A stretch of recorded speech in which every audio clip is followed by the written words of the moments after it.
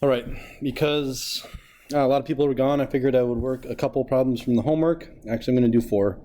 So this series of videos will cover 65, 81, 85, and 91. All right, so question number 65 asks us to prove or to verify the following identity.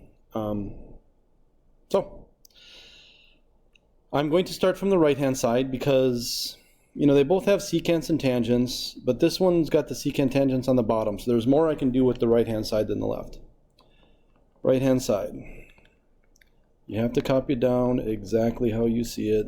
No changing on the first step. I'm going to write these as sines and cosines, which is a strategy we use a lot in class. This is 1 over cosine. This is sine over cosine. Think of the top as a fraction over 1.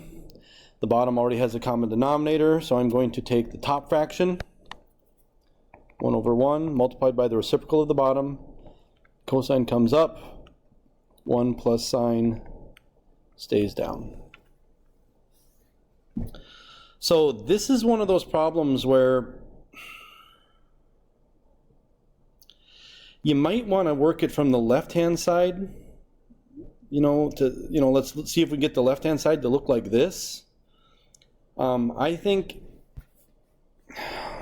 I know how to do it by just working from the right-hand side, but this kind of feels like this is a good opportunity to maybe try that other technique. No, I'm not going to do it. I'm just going to keep working it. I see this 1 plus sign on the bottom. This has happened a few times where we've just tried multiplying by the conjugate, and maybe that's going to work things out. I'll tell you why. Maybe you can see that ahead of time. Let me just move on here. See what this does. Let's do that. Let's see what this does.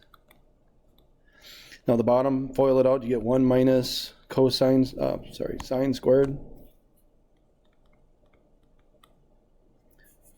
Okay, and now we really do need to recognize that this is cosine squared. So now I got cosine v, 1 minus sine v, all over cosine squared v. Cancel those cosines, you get 1 minus sine v over cosine v. Now,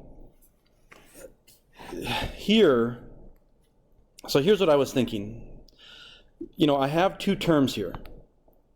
When I was down to this, I really couldn't get it into 2 terms. You can't separate this fraction.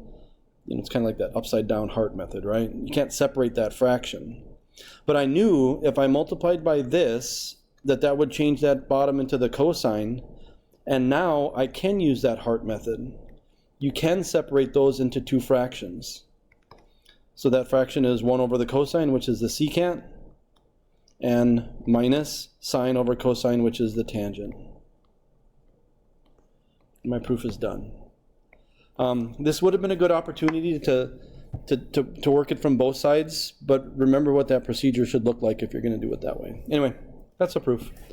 I'll start a new video to do each of the examples here. So, bye.